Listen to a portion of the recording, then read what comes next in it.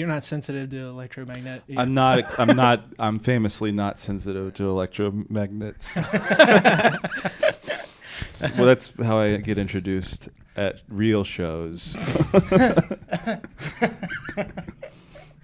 You didn't go through too many MRIs, and now you got a weird comedy gene. You walk out at guys. If you don't laugh, I get I get shocked with a small It feels pulse. bad inside my body if you guys don't laugh. My bones start buzzing due to an accident. All your watches will stick to me as I walk out. That'd be so cool. So you actually know you bombed. Doctor said all I needed to do was take the meds, but I digress. Feel right, dude. We went to that show last night. Did you enjoy that? He was funny as fuck. Yeah, it was really good. It was. I have a bad feeling about late Fridays since the last time I did a late Friday I bombed.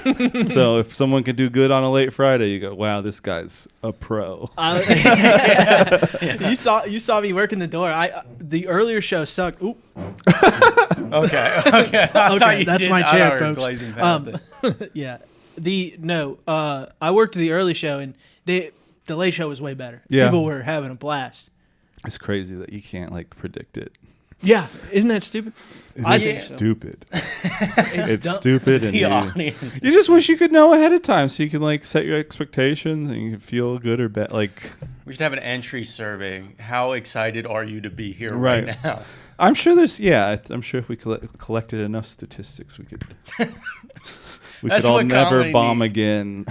We need more math and statistics in the scene. Somebody start counting something. I don't know. The scene statistician. Yeah. Statistically, there's plenty of the open micers that are autistic enough to know numbers. I mean, that's just. Yeah, it ain't me, sadly. I don't got that kind. I'm bad at numbers. Which kind do you have? The bad kind. BP? You got bipolar? Hey, dude. Hey, dude. All right, welcome back to Okay. Drunkbudz. Yeah, let's I don't get know started. if you knew it was recording We're for a while. recording. Yeah, I figured. I figured I'm you'd not. figure. He's I've a listened to veteran. podcasts. Yeah. Veteran of listening to podcasts. He's a veteran. No, we have hilarious, the only headliner that will talk to us in the scene. Headliner. The only guy nice enough Strong feature. Sometimes. the only guy nice enough to make eye contact with me sometimes. Who do you think you deserve more eye contact from? Yeah. Honestly, I think I deserve less eye contact from you. Oh, okay, well. I don't think I deserve more from anybody. Well, that's good. That's a good attitude. Yeah, we got the cat. That's good enough for me. That cat will look at me when it's hungry. That's about it. That's all the eye contact I get. Did you? I have a question. Did you used to have a podcast? You used to, right? Correct or no? Oh, I mean, I had one with my friend for a very short time, and it was based on the Sunday funnies, and we would just dissect the jokes in the Sunday funnies, and it was very bad, but I imagine it's still up somewhere. Yeah. You going over the short side? Far side. Far side, that's what it is. The far side. No, that's long retired. Oh, I don't know. We're talking Family Circus, for better for worse. Garfield, Marmaduke's Foxtrot, still in all there? the classics. Marmaduke, you still cute in there. slut. Yeah, exactly. And we didn't even have access to the newspapers, so I was printing them out from a comic strip website. Reruns. A lot of prep. You're dissecting reruns of Marmaduke. Handing out is so dossiers hilarious. to my co-host and producer. Study these and critique these, and we'll get back next Can we week. stay on topic? This is serious, guys. Garfield. John seems sad. Yeah. It hasn't been the same since Liz left, dude. No, I didn't even get to say your name, though. It's a hilarious Cody Hughes. Hi, hello. Cody It's good to Hughes be and here. my Yours is here. lovely co-host, Steven Stewart. That's me. And then I'm the third The guy. third. I'm the third one. You're in the middle. Do you need to be introduced? No, I'm good. They're not coming here for me. Trust me, I can tell you that right now. They're not coming back for me. Maybe. Maybe they're here for the eventually. first time. I put sorry, I missed it. I didn't want to ask what. I put pressure on the gang. Also, Elle Murphy's not here. She should be our producer. Normally she's over there. Okay. Normally. Yeah. I put pressure on the group because I was like, guys, we got by your words, a strong feature coming in. I was like, we got to have questions or something. This cannot be a bad one. It could be a bad one. I figured no matter what happens, I wanted you leaving here like it was okay. No, I listened to the Reagan one before it came, and there was a lot of relatable stuff. Yeah. I love dancing. Do you? I'm driving down to Louisville tonight to go to a little barn dance. No, Oh, really? Yeah, probably. Like I might dance? when people ask me what contra dancing is, I tell them to picture a square dance. It's cooler than square dancing. Square dancing's lame. It's line dancing. It's There's no angles I here. mean, yeah. Last time I described it, I said it's square dancing in a line, and that sort of. I mean, I can picture it perfectly. You guys can't. No one ever Googles it afterwards, so people go, "Oh, he's weird, huh?" It's my. There's one in Wyoming, which is a neighborhood here in Cincinnati. There's a contra dance in Wyoming on Mondays, but I usually go to Commonwealth instead of going dancing. Right. So you do actually like to dance. I love dancing. I mean, a little bit. Whoa, really? Just one kind, though. It's Right. like it's not. I don't have any. I like this dancing so much, and it makes me feel like I like all kinds of dancing, and I'll be like hyped to go to a wedding, and then I remember that like actual like fun freeform dancing is a nightmare. Yeah. Twerking exists. I need like and that- I need like rules and like old ladies to push around. It's very quaint. I mean, don't Google it, but it's very quaint. I tried this on stage, dude. I went to a wedding that my girlfriend was in, and dude, one of the aunts in the family that I like didn't know because like I knew nobody here. One of the aunts got on the floor, and one of the nephews was like, "Hey, auntie, do the gritty," and then he was trying to teach her how to do it, and in the middle, shit you not, she had a seizure. Fell on the floor. I tried to bring it up on stage. Everyone went silent. I was like, oh, okay, I think I know where we can draw the line here. Where I Aunt fucked Pam, up. tonight's not about you. Quit hogging the attention. Somebody puts a wallet between her teeth, and the party continues. push her off to the side. That's so She'll funny. get up in a little bit. They used to put a wallet. Now they're all metal. Put my metal wallet in her teeth. That cracks me up.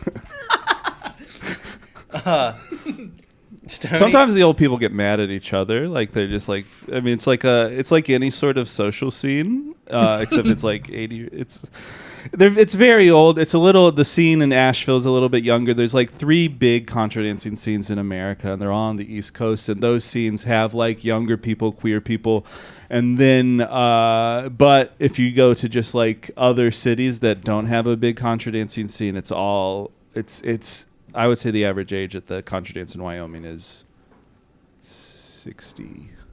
Really? Yeah. Damn. Okay. And there's like 4 young people, and You know I what? used to because I used to work for our local parks division, and in like the wintertime we'd do 50 and over recreational basketball. Like it was like a league, they played tournament style, but it's it's recreational. There's no prize. yeah.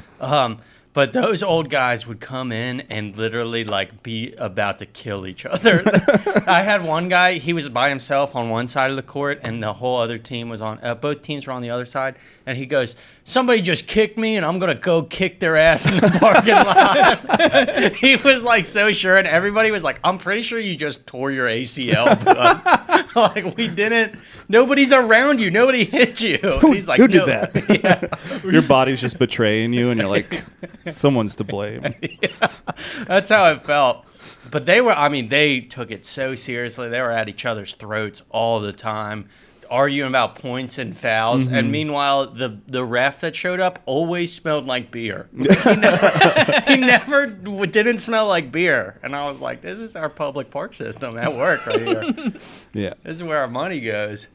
Yeah, so a lot of times it'll just be like old women, just like it like boils over from like years of seeing each other once a week, and like just like a little grievance, sort of just like you complain about her on the way home, but you never say anything, and then after like 5 years, you just like scream at this other harmless woman for like, don't touch me, and it's like a social dance. You're supposed to touch, and it's.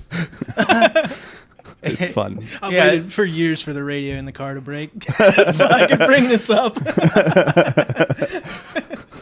It started off as a spilled drink, and then Gladys is like, Yeah. that she never offered to apologized. buy me another drink. And then, 2 years go down the road, and she's like, fucking Pam's a bitch, dude. I knocked over a kid's Coca-Cola in 6th grade, and he cried, and because he was like fat, and I think his parents were trying to make him not fat, and it was like his weekly Coke or something.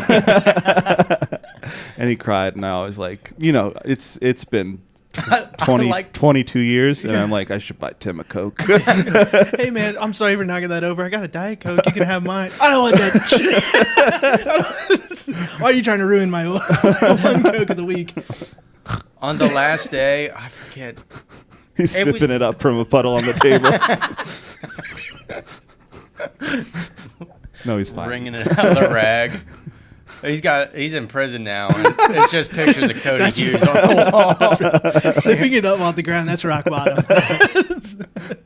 You gotta do what you gotta do, bro. No, I had a similar thing. It was the last day of one of my middle school years. It was either 6th, 7th, or 8th.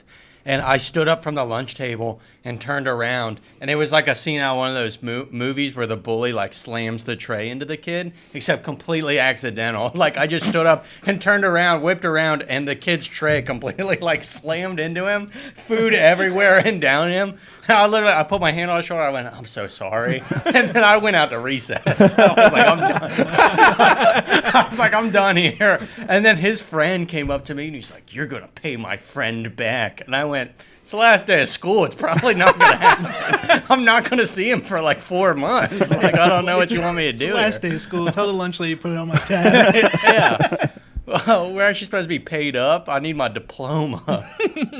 But they didn't let you get your diploma if you had a tab. I know. Isn't that forgot wild? about that. If you had a lunch tab, they were like, we're not giving these 8th graders their middle school graduation. Where's my 50 cents, bitch? It's literally what the school was thinking. Wild. The paper with the diploma on it costs less than 50 cents. It's the event, though, dude. They put on a whole regalia for those 8th graders. I wish I didn't need to go to my graduation. When I became an electrician, they gave me the little invitation. And they're like, oh, yeah, bring your whole family. There's a graduation ceremony. I said, yeah, I'm skipping that. I'm not going to I'm a 24-year-old man. I'm not going to go to graduation at 24. I don't know. That's just silly to me. I don't think My high school graduation was the first time I felt like genuine disappointment from my parents and my grandparents, because me and my friends rode there together and we just got blasted high, like so high. And then we sat through the whole ceremony, all the pictures. I'm like squinting and smiling, it's bad. And then my grandparents were just like, good job. Like they would not talk to me. We went and sat down at dinner. They had only said good job to me, but they would not talk to me and look me in the eyes. I skipped my class photo, like the group, like the graduating class photo. Just like I went to a publicly funded boarding school in Durham, North Carolina, called the North Carolina School of Science and Math. And our class photo, I just walked off campus that day, and me and my 2 friends went to Elmo's Diner. And we're in the photo. And then on graduation day, my aunts, we all went to an after party at my friend's house who lived near the school. It was a statewide school, kids from all over the state, but our friend lived in Durham also. So we went to his house for our graduation party, and my aunts are just scanning the class photo, looking for me, and they're like, Cody, where are you? And it's I just had to lie. I go, I think that's me. But you guys can tell I'm not in there. What I look like. I'm right here and I'm not here. What if they text you back? Oh, I see you now. Yeah. Well, that's him. The only guy in class with curly hair. Yeah. If you don't see him, you ain't there. Yeah, it's a big photo. I don't know. It's just that's sort of on you that you can't suss out that I'm not in it. My sister has curly hair like you, and it's crazy because all my other siblings and I have 3 younger sisters, right? Mm-hmm. 2 of my other sisters have black, dark hair like me, and we look Middle Eastern. My one sister, blue hair, blonde, or blue hair, not blue hair. Blue hair, blonde eyes. Blue eyes. You said it. You can't take it back. She has blue hair. It's curly. I'm crumbling under the pressure. She's Marge Simpson. I swear I know what she looks like. Yellow skin. Pearl It's just necklace. the drinking. I think after that happened, my dad literally. This is a crazy, funny story about my dad. That's actually kind of depressing. But he was like, he made my mom go get a paternity test. He was like, "There's no way that's my kid." And they were like, "You got to pay $500 for the paternity test." He's like, "Oh, never mind, it's my kid." I was like, "Oh my god, that's so funny." Your mom's like, phew. She didn't. Hey, my husband's going to park in the car. He's going to come in here. Can you just tell him it's a lot of money? Right? He's coming quick. Quick, come on. Yes or no? I'm your lawyer. That's my job. Do you have any siblings? I got 2 siblings, and I would say I don't know. I look like my mom. My brother looks like my dad. My sister looks like my grandma. So we all sort of are related. We all look genetically. Are you the middle? I'm the middle. And my sister does stand up, and my brother dances, and I'm like I've stolen both of their hobbies. Always trying to fucking one up us. Like professionally dances? No, but he's like very good at the kind of dancing that we do, and I'm just like specific. And he has he adopted. He's very performative, and he adopted his name from French class as like his real world moniker. Did you have a name in Spanish. Spanish? I had a fake I took name. Latin. Ubi Caritas, brother. You took Latin? Yeah, it was a whole family tradition thing. Okay. He took it so the popes wouldn't touch him.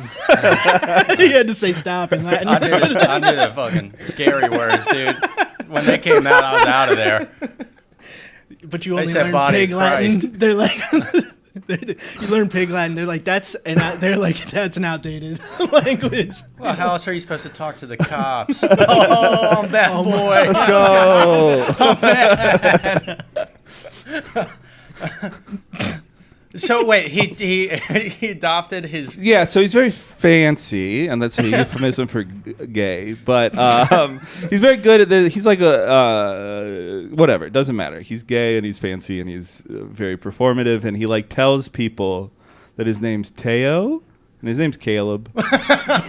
And so it's very funny, like that I have to, like, my name's Cody. It's like a white trash name, and he's adopted this very fancy French name, and so sometimes be like dancing with a person that like he's friends with, and I go, yeah, no, Teo's my brother, and like it's just such a disconnect between like they have to like. They don't even know what I'm saying to them, if that makes sense, where it's just like it doesn't compute that somebody named Cody and he's like a big fat sweaty man, and that I'm like this very fancy man's brother. Does that make sense? Am I making sense? Yeah.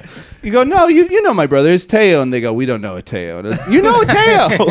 You dance with him every week, and they go, we don't know. They're not picturing the spelling, which is Theo. It's Theo, but fancy. Gotcha. Fancy. But he's very good, I like and those. I danced first, and then he found the community very sort of accepting. Was that something you did from like high school or a child's age? Were you like always dancing or performative? Or like I said, I went to boarding school, and it was kids from all over the state. they make you But do most Annie, the musical? No, but most of my friends. So you'd go back to your own side of the state, and my only friend from my side of the state was this girl named Salem, and she was into contra dancing, and so I would like hang out with. In order to hang out with her, I would have to go dancing with her, and I enjoyed it. But like, it was just like, this is my only, like, these formative years where like your high school friends. None of my high school friends lived near me during the summer, and so like I would like, she was my only friend that like was in proximity to hang out with, and she goes, well, you can come contra dancing, but I'm not going to hang out with you otherwise. That's why Stone Please. Stone won't do podcasts, because he's like, if you just want to hang out with me, just tell me to hang out. I'm not going to go on your podcast just to hang out with you. I think it's fine. Hey, I've acted like I like Pokemon a little more than I really do. I know where you're coming from. Sometimes you got to be like, fuck, dude. I mean, Snorlax is my favorite. But you act like you've been there before. You act like this wasn't you know some of them. I do. I said more. See, he had a slight interest in dancing, but then a lady came along, and he had more of a slight interest in dancing. I like and now dancing, it's a true passion. Yeah, I think so. It's like fun and it's like physical and it gets your heart rate up. And it's like very fun to like do, but then like if you do like you look it up on YouTube, it's so like it's like it really is geriatric. But like when you're doing it, you feel like you're in it and it's like fun and you're swirling around. And then you look at it in a video and you're like, this is so losery. I'm drowning out there. No, I'm great. I'm really good. I'm not drowning out there. Is that one of those dances where they put like everybody's arm up in an arch and then you walk through it and curtsy? And... Sure, a lot of. No, I don't curtsy. Well, you don't curtsy, you bow. I bow. Gentleman. Yeah. So I would say this kind of dancing is an offshoot of that kind of dancing. I would call that like. English country dancing, I don't know. And that might be an offshoot of some other sort of more proper dance. And if we can't figure it out, we can get Teo on the line. we can make a call in. They do it in a lot of people's point of reference for it is like it's when Jennifer Lawrence's sister gets married in the Hunger Games. Yeah, okay. They do that kind of dancing. You guys remember? No. You guys remember when I Prue like You ever see gets the married? Hunger Games? Peter. That's all I remember. Yeah. Bread. Catching fire. Or like the first Lord of the Rings movie, whatever those hobbits are doing. Okay. I'm there. I understand that one. Whenever like Sam gets pushed to dance with Rosie, that's sort of... Gotcha. Little Cody Hughes is trying to find his Rosie out there. So what made your parents decide you were going to boarding school, or did you want to? Well, it's public. It was free, so we are like a poor family. In terms of the knocking kids' drinks over, I had like a backpack that didn't zip up when I was in high school. That's sort of the tax bracket I was in. And one time a kid poured like a chocolate milk into my backpack, and we had like this brand new world history book that year, and the teacher like warned us at the beginning of the semester how much it would like cost if you damaged it or replaced it. And so I like had this like big huge anxiety like my entire semester that they were going to like see how damaged this book was and like charge me like $60. And I was like, we can't afford $60. We can't afford $60. And so like each day I would be like gingerly like peeling the pages apart because the chocolate milk had like rotted in it. And then at the end of the semester they just like check the front cover and they go, "You're good." And I was like, oh my God. But I like carried that anxiety with me my entire whatever semester that was, or freshman year of high school. But the boarding school, free to go to, junior and senior year of high school. One of my friends, I was in the nerdy cast of kids. One of my friends was like applying to go there, and like my motivating factor was I just wanted to prove I was as smart as Tyler. And so like I also applied, and they would let a certain amount of kids in from each congressional district, and so there's like a quota for each and I was like from a bad congressional district in terms of intelligent children. And so like I got in and I was like, told y'all. And then I went, and because if you graduated from this school, you got a free tuition to any state school, so into Chapel Hill. So like it worked out in terms of like really worked out in terms of symbolic achievements. Chapel Hill is a good school. I didn't like do anything with what I learned there. Yeah. But it's still, I went to Chapel Hill. I graduated from Chapel Hill. What so did that's you like, learn there? I was a studio art major, so like nothing. Nothing, but I went for free. So like I'm debt free. I've been debt free. Like it sort of granted me the privilege to be a little artsy fartsy guy for a decade and a half. And I don't resent it. Like I'm glad to be debt free, but like I think one of the I apologize. This is very privileged, but like one of the nice things about like college debt is that you like feel the heat under you to like settle down and like get a good job and pay it off, and then by the time you pay it off, you got like roots somewhere. And I just like I moved to Cincinnati at 35. You know, like, very sort of fanciful journey I'm on. That's funny. You went to UNC, huh? Yeah. I didn't know that. Damn, that's cool as fuck. Did you? How do you feel about? I mean, are you big into sports? No. Okay. Well, Bill Belichick now He's coaches a the football dancer. team there. Yeah. Yeah, because his girlfriend goes to UNC. Is that true? Yeah, I mean, I'm pretty sure his girlfriend's young as hell. That's And crazy. It's, I mean, at least because he's what 60 something. We could look it up later. We could put it in post. The article, but no, his girlfriend's super young and like. I mean, Shane made fun of him at the ESPYs, and then also like, yeah, it's a huge meme. Yeah. Like, okay. I didn't but know. he went- seems happy. Yeah. Good for him, man. He's. I mean, if I won 7 Super Bowls, I would probably. Yeah, I don't know. I don't know what I would. It's a good retirement. Yeah. I got college debt, and they're talking about garnishing wages. And that still ain't lit a fire. But under that's me. pretty cool, right? How much That still ain't garnish? lit Yeah. any kind of fire under me. I'm like, garnish my fucking wages. You'll get it from my cold dead hands, dude. I'll pay you 20 cents for the rest of my life a week. I don't care. You're not getting that. Is that back. your strategy? My strategy He's trying. is to ignore it and hope it never comes back. Yeah. They haven't sent me mail in like a year and a half. That's a good sign, right? No, dude. No. That's a good Something's sign. happening. You're gonna put out your first. Something worse is happening. You're gonna put out your first special, and they're gonna subpoena you. Yeah. So is college where you like found stand up, or were you always into? Yeah, so like I said, my sister does stand up. And she's older than you. She's older than me. She's 4.5 years older than me. My brother's 3 years younger than me. So yeah, what was her trajectory? She dropped out of college and then moved home, and then at some point she told our parents, she's like, I'm going to do stand-up comedy. I think she was expecting pushback as like parents are controlling or whatever, and my mom was just like, yeah, let's get you out of the house. I think she was really expecting like, don't become a comic, and mom's like, yeah, move back to Raleigh or whatever.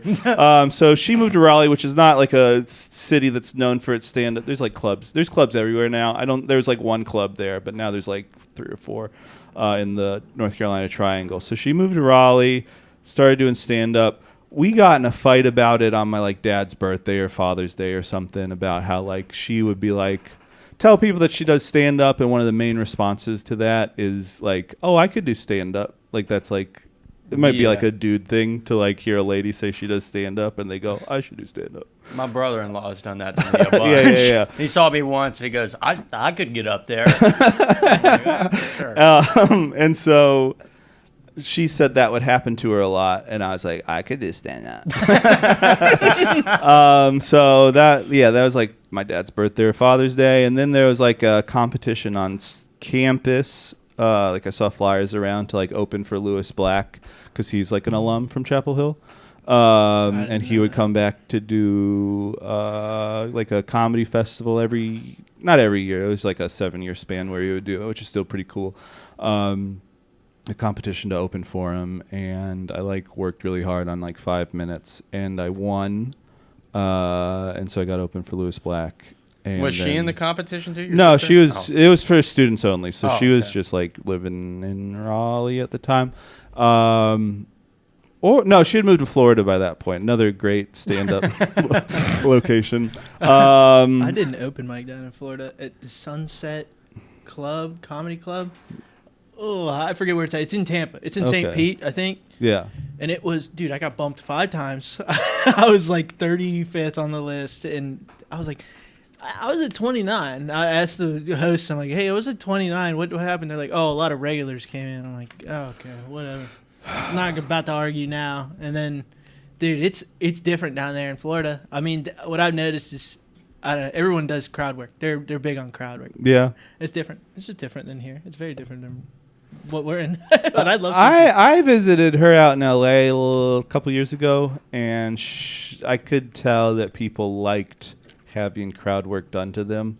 Yeah. Really? It was Okay. like that part of the crowd work arc. I don't think crowd work's is as severe as like Mark Maron's going around saying. Yeah. I don't think it's like that much of a big thing, but there was like a peak of like crowd work. And people were like in the audience like, I'm going to say full sentences when the comic talks to me. Yeah. Well, I think, when people upload clips, most people aren't putting a joke out. Most people are putting a clip of crowd work out. So when you see that online, the average person goes, oh, this is what a comedy show is. Sure. Like I'm almost supposed to talk to the comedian at some point so he can call me an idiot or fat or something. Yeah, and I think that's fine. I think it's the host's job of like a live comedy show to inform them that that's not the case.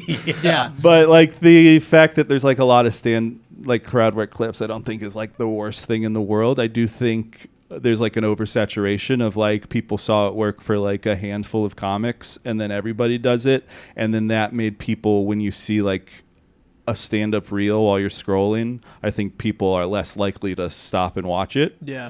But I don't think crowd work is a problem. I liked how Dan Seabury did it. He just released his special. He's like a semi-local comic. I think he's in Columbus. Yeah. But he released his special, and then he's slowly releasing clips from that special to draw attention to his special. Yeah. And that's a cool way to do it.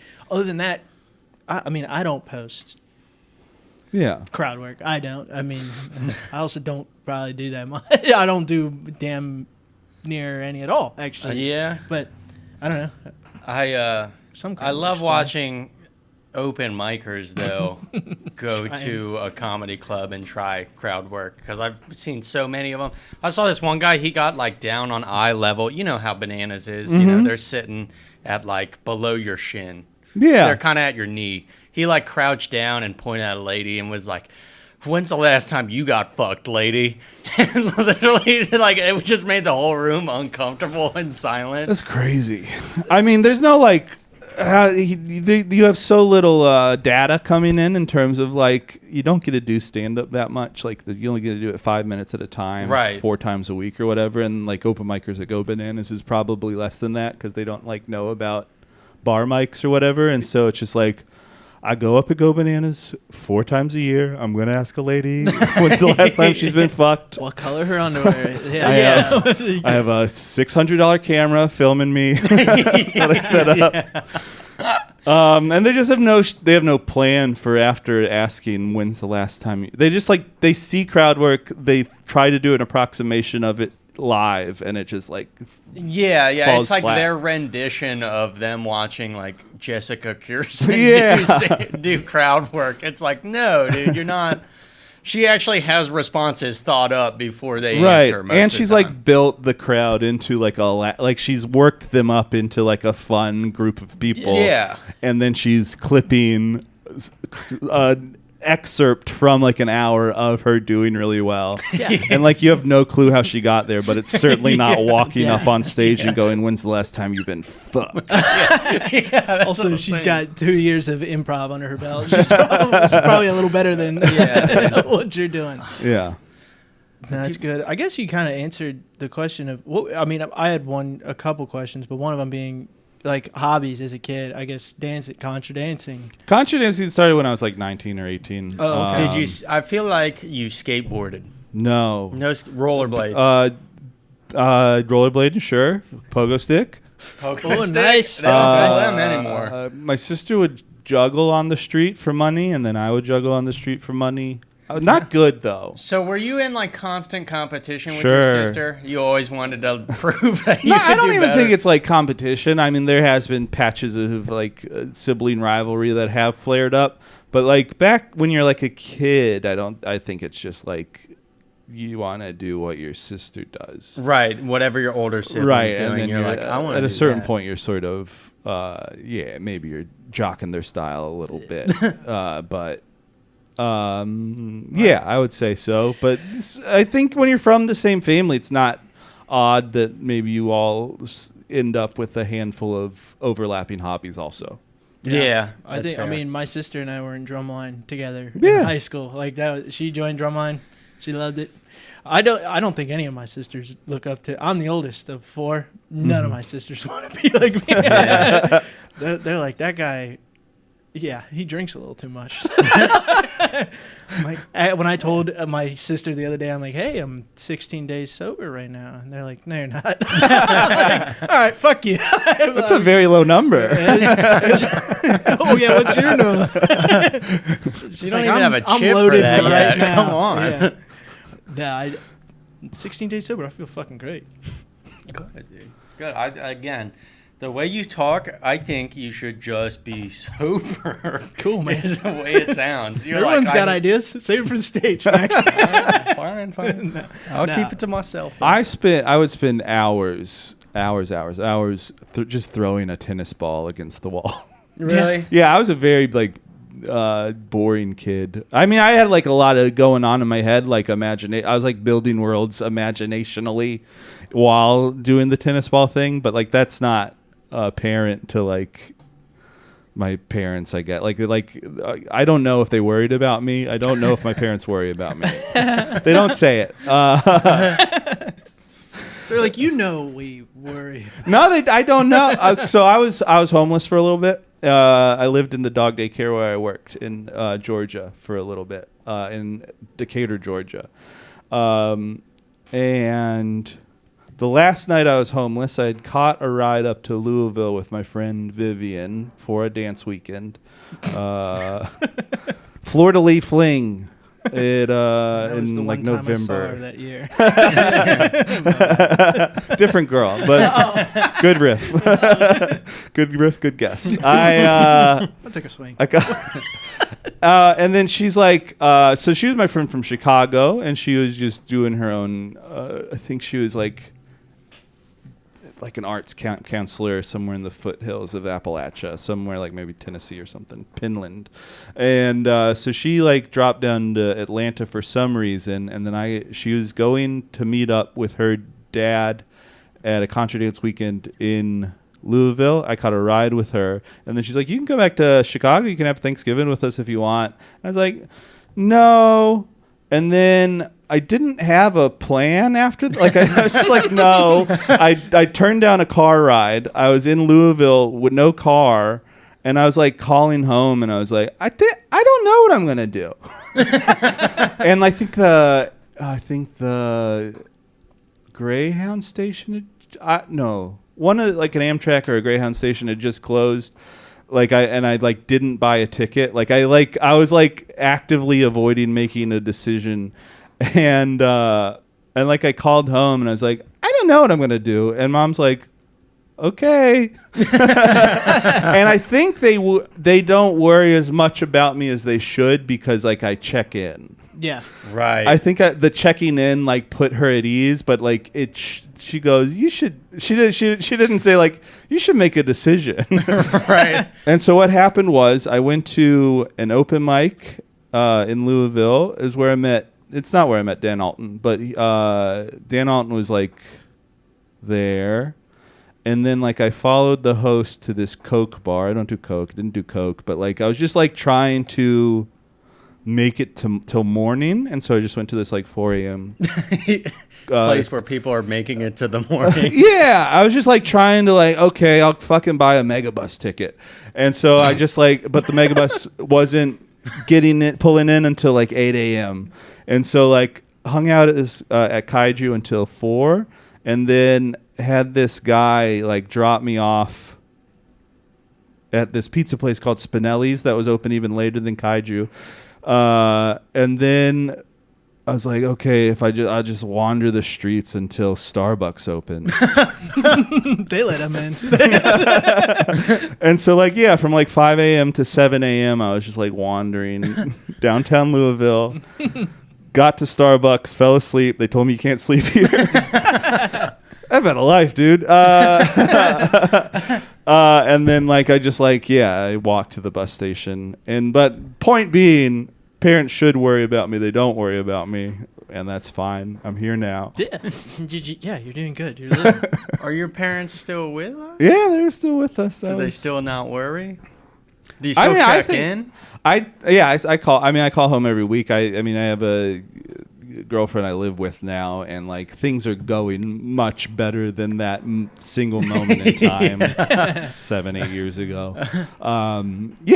So like I would say, I saw a tweet that said like I'm spiraling into control, and I feel that pretty strongly. I go, even if I like feel like bad or like overwhelmed by this move to Cincinnati or like living with a new person, I go, I think I'm on the right track. It feels pretty like tumultuous and just in terms of like such a life change, but like got a job at the sewer. People here like me. Yeah, I was about to say, you're making a name for yourself. I'm doing okay. Like it's working out. It's just like working out very quickly all at once. It's like and it just feels overwhelming. You're waiting for that like rug pull where you're like everything's going well. Oh, maybe, yeah, a little bit, yeah, for sure. I feel that until I drive to Louisville tonight and make my way back to the Coke bar. So, I mean, obviously you don't do coke. You just said that. Do you drink or smoke weed? No. I feel like I've never seen you. No, I got sober a little bit after my homeless stint in Atlanta. And I did move home after that because I was making bad decisions at the time. And it wasn't even like overwhelming bad decisions. It was just like, I mean, I guess I was homeless, so sort of bad decisions. I have a hard time just making decisions in general, not bad or good. I just like... Decision I just paralysis. put it off. I just put it off. Yeah. And then you end up living at a dog daycare. Bathing in the big bone. Bathing in the big bone. I paid attention on Thursday. I appreciate you. Yeah, I used to bathe in a bone-shaped bathtub. So sue me. What did you just say that cracked me up? Megabus. Dude, doesn't Megabus sound like a blast? Doesn't it like, oh, we're going to Mega... That sounds like a club. We're going to Megabus? And then you get on and it's fucked. Yeah, I agree. I took the Megabus to my high school reunion while I was homeless. I'm going to try to work this back into being a closer, but like I went to that nice high school and all my friends are like doing really good, and I went to my high school reunion while I was homeless, which is like a funny thing to do to your friends. You guys haven't been worrying about me enough in the last decade. Yeah, they're all pulling up in Audis and BMWs, and you're like, I just got off the Megabus. Yeah. Yes, exactly. Well, you guys started a 401k and have business plans? Well, some of them, like my one friend is like already like retired, and not like... He's still like a computer guy, so it's like he's like he sold a software or something and made $100 million. Yeah, something like that, and he'll still do like consulting, I guess. Is like so not like full retired, but like I don't think he's using his whole brain to do work anymore, which is like the goal. That's the like save up enough money that you don't have to like wear out your body anymore or brain. And so like my friends are doing like really well, and it's like very funny to like shove your homelessness in their face. In retrospect, it was funny, and it was funny at the time, and there was probably a little gap there where like hey man, that was fucked up that you should talk to bro. Stone has got like the best homeless story. He's like, I was able to make I was able to make hard-boiled eggs for the week. And then I had a gym membership where I showered, and I lived in my car, and he was like, honestly, kind of I had a better life in my car. He loved it. He worked at a hardware store. It was pretty badass. I love stuff. I mean, I was living at a dog daycare. I wasn't paying rent. I was like ordering a extra large pepperoni pizza from Marco's Pizza every day, eating half of it at night and then eating half of it for lunch. I was like on a pizza a day diet in Atlanta. Hey, dude, that's pretty cool. My buddy got all eats the two food a day. So beat that. So wait. They knew you were staying there. They let you sleep there, or was it like a covert thing where you're like, I'll take the closing shift? So my sister was the manager. Okay. I was living on her floor. I outstayed my welcome by a large margin. And then I emailed the owner, regional manager, and manager, which is my sister, the manager. But just to reach out to everybody in some sort of modicum of professionality. Going, I was thinking maybe I could live here. For a little bit. And they're like, no. But I had a key and the security code to the dog daycare. And my sister was the manager, so she knew. But there was, and a few other employees were comedians, so that was fine. And then so I really only had to hide it from one guy, and I was pretty like dedicated to hiding it from him. Yeah. And so I would like wake up at like it was a rough patch, I would say, just like with the amount of sleep I wasn't getting. I would like wake up at 6 a.m. before he got there, and I would like bike to the Waffle House down the street. And I would just like hang out there and get their like $5 breakfast. And I'd say, hey, you can't sleep here. Yeah, I had a whole like regimen. I would brew a big cup of Keurig the night before. I would like chug it. And I would bike to Waffle House, get like the bacon, egg, and cheese biscuit and an orange juice and the hash brown. And then I would like bike back like I was biking from a place that I lived. Yeah. Just for the sake of this one guy who like spent 17 years in prison. Like there's like no, he wasn't like, he would have been on the level, you know, like he would have supported it, but I don't know. I was maybe playing a little game with myself, to be honest. But yeah. So the regional manager, yeah, they said I couldn't live there, and I lived there. That's a roundabout way to get there. Master of disguise, dude. That's fun. It's a big ass labradoodle coming in.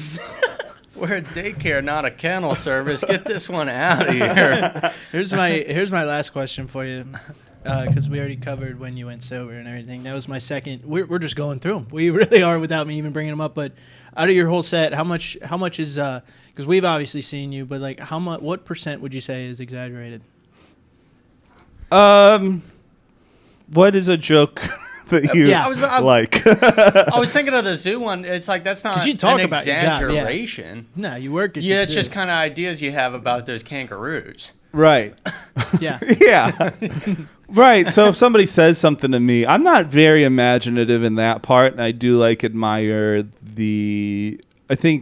I think Louis C.K. really ruined a lot of brains in terms of like he's telling the truth. Yeah, sure, for sure. Yeah. See the one with the hippo joke? They took the fat lady to the zoo because they had to weigh her on the hippo scale. I think he's got a joke about that. That's hilarious. He has a good joke about the seals at the zoo, and his daughter's going, "Daddy, what's he say?" And he goes, "I'm a slave." That's funny. He's one of the goats. Yeah, I think there was like an authenticity fetish in stand-up comedy where like everybody was like trying to tell the truth all the time, all the nitty-gritty.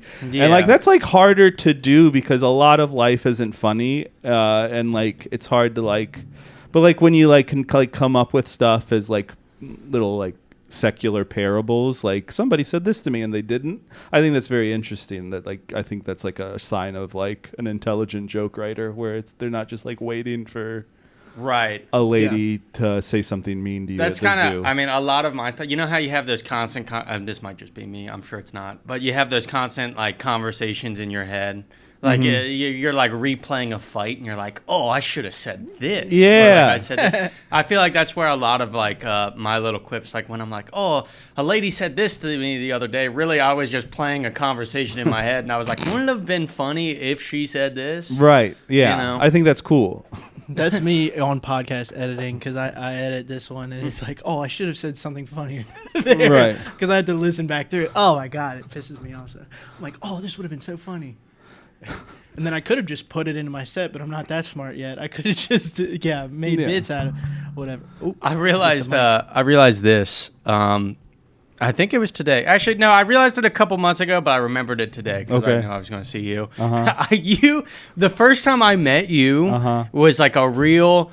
I had like a complete meltdown in front of you. I don't know if you remember that. No. We were outside of Hi-Fi. Okay. And I think I got into a little bit of a spat with another comedian, and then I just like completely melted down in front of you. And then ever since then, I've been like, God, I've shown my true colors in front of Cody. Like, this is not. No, I mean, I don't remember that, but I don't know. That's what we wanted to hear, ladies and gentlemen. I think comedy community is still a community, and you can butt heads with people in a community, and it's not like the end of the world. And it's like it's a social. It has a social element to it, and sometimes the social element comes with conflict. Yeah, Yeah, absolutely. Also, you're just kind of like stupid not to make up. You know what I mean? I don't know. Like, if we're all gonna see each other, why wouldn't we? Yeah, put it behind us. If you're not able to do that very well, then I mean, tough titties. But like, I don't know. It's behind me. It's definitely it's way back there. I believe Who was you. it?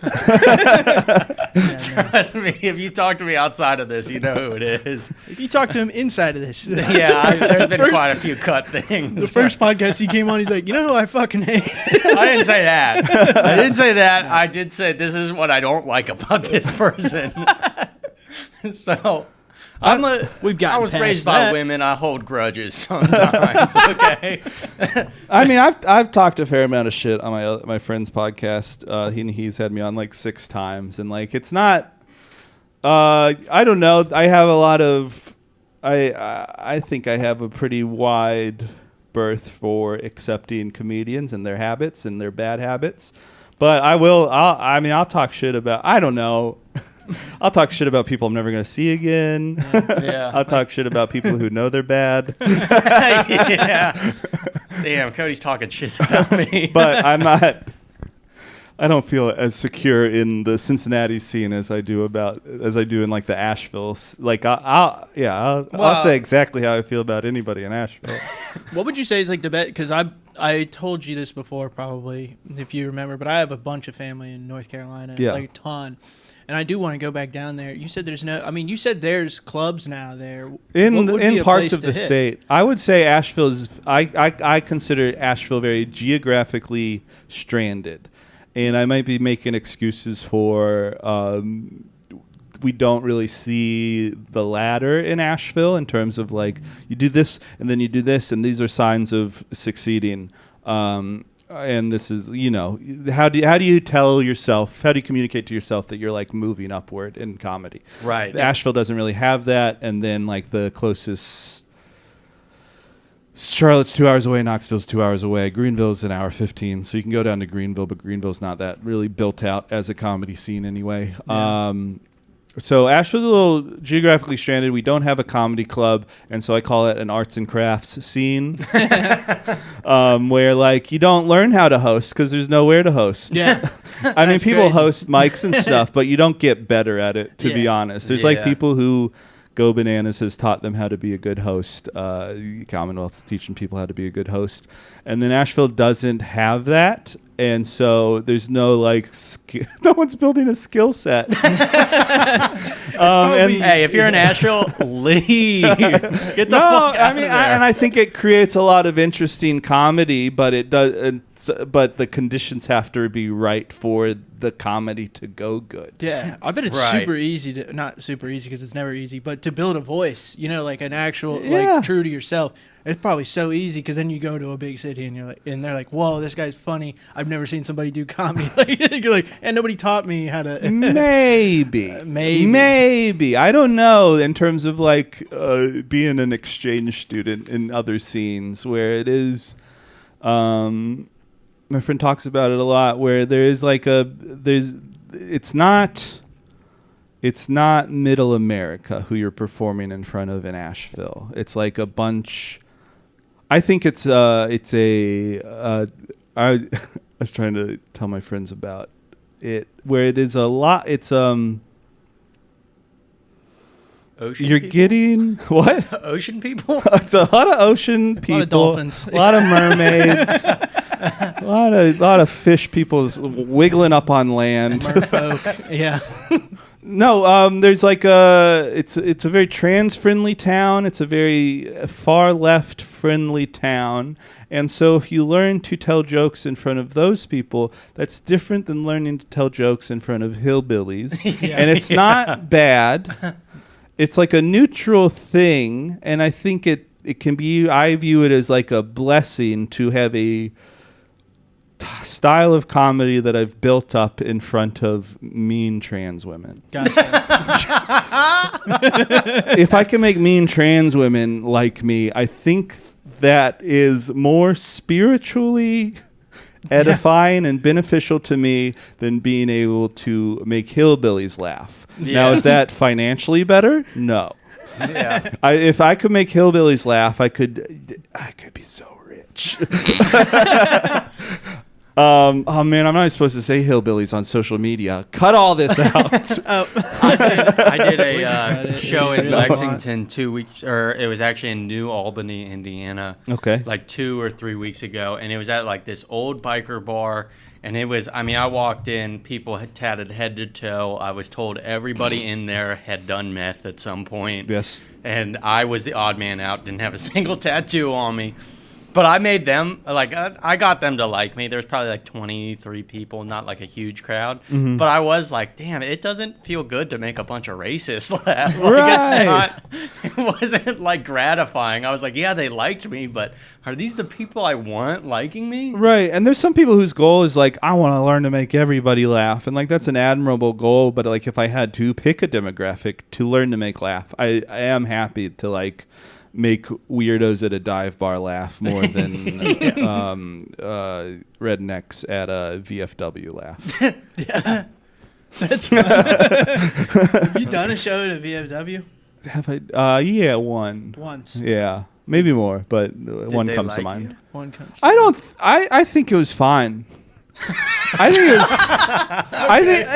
was. I think it's not like there's these places that aren't like comedy environments, and so if you like, okay, It's like if you do 70, well, not at a VFW, Well, yeah, but yeah, exactly. So like, yes, these people like at a corporate event. Yes, these people are here.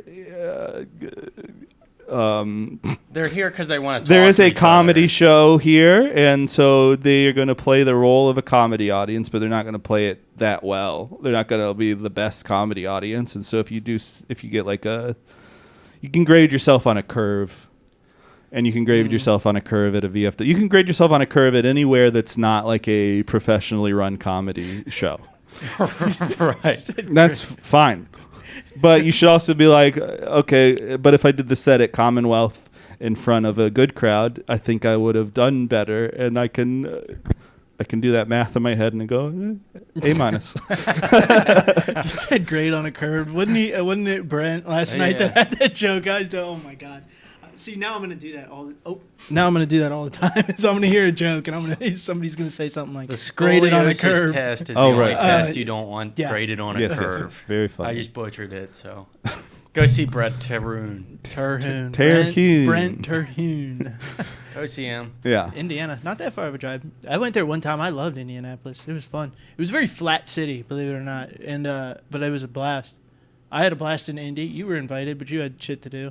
Yeah. I was doing things. Yeah, it was fun. Though. We've had tumultuous spots in our relationship. So That's what makes. I'm not always the podcast most work. willing to do things with people. He like last night. He's like, "Hey, Steve, you want to play? You want to I play completely pool?" abandoned Oh Steve yeah. He was like, "Yeah, you want to play pool after you're done cleaning? You know, up after the club." And I was like, "Yeah, sure." I go outside, not there. let me is give gone. because he already told the story wrong.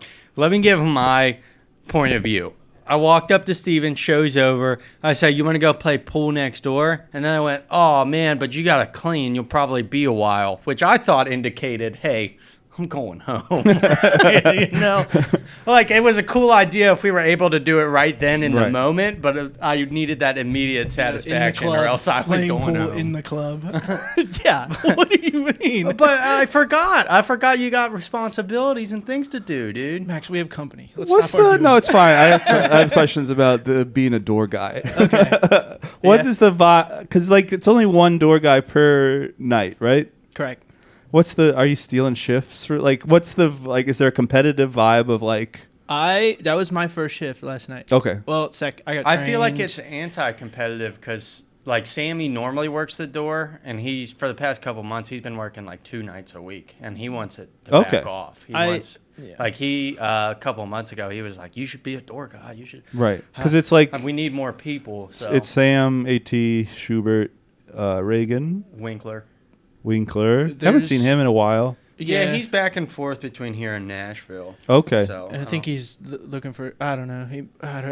He told me the last time I saw him. But to answer your question, I don't think it's competitive. I was just asked, like, Okay. hey, do you want to work Friday night? I was like, yeah, of course. And that was like my first time working the door without being trained. So I got trained, earlier, like last week, and then this was my first time seeing everybody. It was fun. I had a blast. I actually really enjoyed seeing the comedian twice because he did a different. Yeah, what I mean? And that's good to see. That's a good learning lesson. Yeah, that like sometimes, drop something that maybe didn't do well with the first. Mm-hmm. It's just cool to see. I don't know. And then see him do the same jokes, same enthusiasm. Yeah, it's really cool. I mean, yeah, it's cool. I just Did you started. ask him how much he exaggerated? No. Who? Cody? You heard me just ask him. Yeah. No, I didn't. He was cool though. He was like, oh, what did he ask me? He was like, so do you do comedy? Because usually the people working the door. It was just like, yeah. He was cool. I mean, that's all I have to say about it, really. He was cool and funny. From what I've been told, because I'm also in the runnings to be a doorman, is everybody gets put in a group chat, and then you just kind of go, hey, I want to work this night, or I want to work this night. So, but you're past that, bro. I just don't know if like people I'm just talking about like it as like work. Are you like, is it a gig? Like, is somebody taking food out of your mouth by answering the text faster? No, I don't know. I'm not in a group chat yet. I just get at, like, I think Reagan just asked me at B-List, like, if I was able to work Friday. I said, yeah, sure. Nice. That's cool. I can do that. And I hope I'm not, like, taking food out of somebody's mouth. Because I know, like, Hey, some of them can use it. That was rude. We still talking about money? No. No, my bad. Taking food out of their mouth, brother. Some of them can. That 4011. You ain't taking That's that the out code of your for mouth. bananas. That's such a funny shit. Oh my God. See, now I'm just going to be quoting his bits all the time. What are we at? Like an hour. I meant to tell this story last episode. Stoney told me this story this week. He said he had a dream. He had this dream where I was gay. Mm-hmm.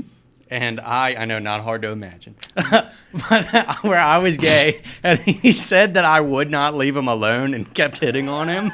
And then he said that he rejected me. He was like, no way. And then everybody at work and the comedy scene like shunned him. Almost like we were supposed to be together, or like he was the asshole for not loving me back. I thought that was funny. I literally was crying laughing when he told me. I was like, what made me laugh is because he rejected me. I was like, we couldn't get married and have a lovely life. You said no right off the bat. That's fucked up. Cody would. That's hilarious. Would you be interested in joining a spider league?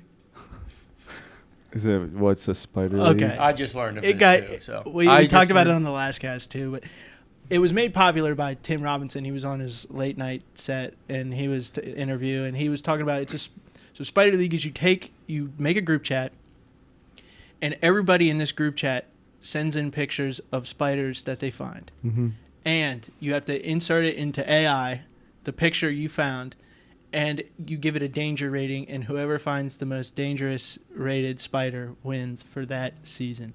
I'm thinking of like a 1 to 2 month season, and we get a bunch of comics. Stone would love the fuck out of that. Stone loves bugs.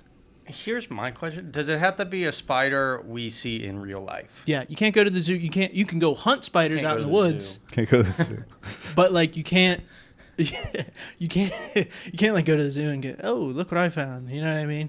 Or PetSmart. I feel like I'm not seeing that many spiders though. I don't think they sell dangerous spiders at PetSmart. I haven't been there in a while. Things have gone downhill. Yeah. If they had dangerous spiders, they probably shouldn't have automatic opening doors. If the spider's big enough, it's getting in there. Where's your dangerous spider They let all the section? cats out at night to catch them. Cats are out of the bag. Get smart. Get smart. Pet smart. They do look at you weird. I've done this a couple times when I was like really depressed. There's 2 places that'll let you play with as many cats as you want. I mean, PetSmart doesn't let you take them out of the like cages, but they do look at you weird if you just go in there for 20 minutes and pet every cat and then leave without talking to a soul. They're like, this guy's a fucking freak. I think that's fine. Then again, you were in your boxers, so It was hot in there, dude. it was. Well, we can wrap it up here. That's fun. Do you guys have backgrounds in? Is this your first foray in trying to be famous? Yeah, yeah. we're giving it a go. I actually Professional creatives, not famous, but I had almost a similar story to you. I've known my best friend since kindergarten. Mm-hmm. We pretty much grew up together, so I've known him 20-something years now. But he for the entire time I've known him, he's played saxophone, and he went to like an esteemed saxophone college or whatever. And back when I started doing comedy, he was doing more gigs than he ever has, and he was like, "Oh, I think I'm actually like finding my footing." And I went, am I just going to be this fucking loser that follows him around? Fuck him. I'm going to be the famous one. Yeah. He can play saxophone at my gigs. I was like, I'm not just going to be the groupie to this one saxophonist. So That's good. He lit a fire under your ass. yeah, he really did. Yeah. I mean, that's the happy version of the story. There is another half, but we won't get into it. we won't get it. But I had a similar feeling to your sister when I went to tell my parents. I thought it was like joining a punk rock band where you're like, fuck you, mom and dad. Right. You don't know what's best for me. I'm going to make it. And I didn't tell them for like 3 months. And eventually I went, I got something to tell you. And they thought I got a lady pregnant, but It's good to frame it like that. yeah, it was. Where I you're was not as good with words as I am now. I had sat him down and I was just like, I'm doing comedy now, and fully expecting them to be like, you need to move out tomorrow.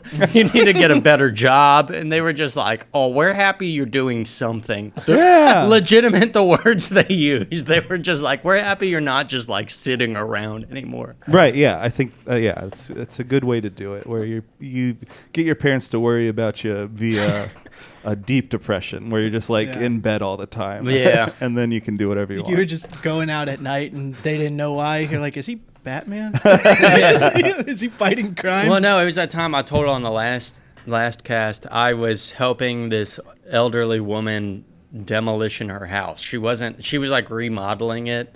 It's like a 120-year-old house. It needs to be torn to the ground. But she called me in to like tear out her bathroom and like tiles in her kitchen and shit. So I was just making extra money. So for months I was like, yep, I just got off my job. I'm going back up to demo this lady's house. I just kept telling them that. And they were like, you must be making good money. And I was like, yeah. Yeah, they thought I was like doing side work. And I was like, no. I'm actually spending money. I'm actually becoming poorer by the night, believe it or not. So You're demoing a woman's house. They're like, you dude, too much info. You're like, no, with a sledgehammer. You're like, whatever you're into. she's old, dude. You would have killed her. Needs a little more feeling down there. All right. All right, this has been a blast. No, it's for real. Do you have any shows you'd like to promote? I am at.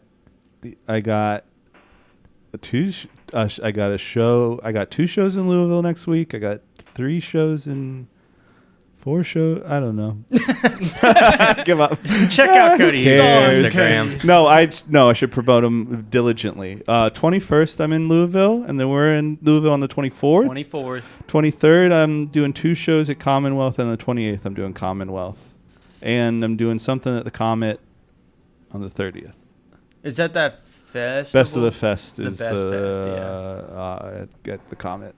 Yeah, that'll be fun. That'll be rad. Our Yeah. show in Louisville will be fun. Yeah, it sounds like it's sold. They're selling out, sort of. Whatever the free. yeah. They sold It was out a for free free. sellout. They sold out a free No, that's show. still good. We still feel good about ourselves. They said 31 tickets, so Yeah. I mean, you expect 10% of people not to show up, so 29 people will be there. That's math. That's math. Remember when I said I was bad at math? I'm actually good at math. You said 31 and 10% would Yeah. be Would be 27 people. No, do your You're math. great again. at math, though. We're actually splitting hairs. It would be 28. We're actually both wrong on the opposite ends. What do you mean? 30? 10% of 30 is 3. 3. 31. But if it's 31, Okay, 3.1, this is so stupid. 27.9. What are we doing? that's what I'm saying. We're splitting hairs. Check out Cody's special too. I don't know. Yeah, If you want check that out called. my special. It's called Hello Fellow Human. It makes I think that made me spiral a little bit. It made you spiral. Yeah, I hated it. It was the hardest I've ever worked on anything, and it came out. Good. It came out well. People like it, but did I? That's fair. That's fair. I fucking loved it. I've been listening to it on my way home. Oh, thank you. Yeah. Yeah, it's. I mean, It's a little amazing. too much of like of a autism document for me. I didn't like how I performed it. I did well. I killed. It was a killer show, but I didn't make eye contact with the audience at all. And Yeah, a lot of people asked me why. I think that's one, you've asked me why. Yeah. That's one of the first things I said and to you when I watched it. I was like, you didn't look at anybody for 7 My and a half bosses, minutes. my bosses at the taxidermy shop were sitting in the front row, or my boss and his wife, and I think she didn't like me because I had a joke for a while where I was making fun of homeschooled kids, and they homeschool their kids, and they're a great couple, and they seem like good parents, but I feel like she just didn't like me, and I don't think I would have made eye contact even if she did like me. That's fair. That's fair. Yeah, hello, fellow human on YouTube. On YouTube. On YouTube. look it up. CodyHughes.bandcamp.com if you want some B-sides, Oh, yeah, if you want some bootlegs. Yeah, I'm actually pirating them and selling them out of the back of my trunk at Go Bananas. So. Cody Hughes on Napster. If you want to. I got that LimeWire link, dude. Then what are you're on? I'm on that show, Cody Hughes show, 24th in Louisville. You guys will be there. You guys are all coming. You already reserved tickets. Tonight I'm at Comet. Well, this doesn't come out for a week. Check out my Instagram, Chill Sando. Dates are there. Alrighty. And then you can go to Funny at Night 3 on Instagram. There's where I do stuff. And then if you really want to know anything else about me, I got Funniest Person in Cincinnati, August 26th. Go Bananas Pro-Am, Wednesday, August 20th, which I should have said first. Again, fucked that up. And then Pine Violence at Chameleon, August 29th. That's a Friday.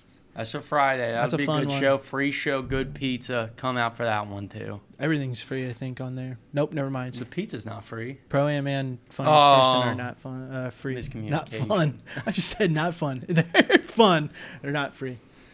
All right, that's been the cast. That's it. We're not sure how to end this yet. So thanks for watching. Check out Cody Hughes. Comment, Thank you. subscribe. Bye. Bye.